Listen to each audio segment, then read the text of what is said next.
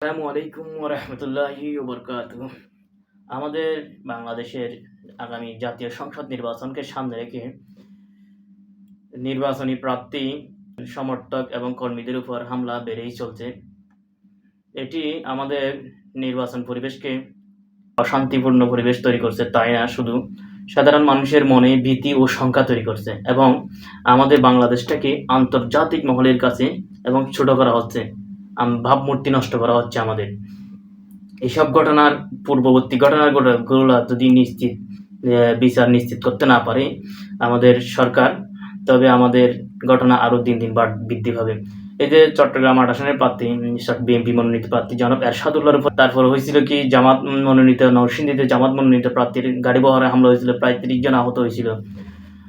এটার উপরও যদি দৃশ্যমান যদি বিচার হতো, তাহলে হয়তো আমাদের পরবর্তী ঘটনা ঘটতো না। বর্তমানে সর্বশেষ ঢাকা ৮ আসনের প্রার্থী উসমান হাদিকে গুলিবিদ্ধ করা হয়েছে এবং বর্তমানে তিনি খুব সংকটাপন্ন অবস্থায় আছে। আল্লাহ তাকে সুস্থতা দান করুক।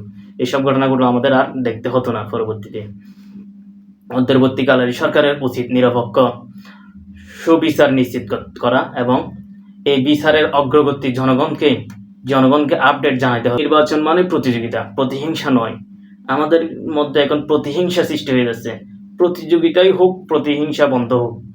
সবার রাজনৈতিক মত দল ভিন্ন হতে পারে, কিন্তু দেশটা তো আমাদের সবার। এই নিরাপদ শান্তিপূর্ণ নির্বাচন শুধু সরকারের পক্ষে সম্ভব না। এই নিরাপদ শান্তি নির্বাচন পরিবেশ তৈরি করতে গেলে আমাদের সকল দল, সকল জনগণ এবং প্রশাসনের দরকার হবে। সহিংসতা বন্ধ হোক, ভোটাধিকার ও গণতন্ত্র হোক সবার নিরাপদ অধিকার। আসসালামু আলাইকুম ওয়া রাহমাতুল্লাহি ওয়া বারাকাতুহু।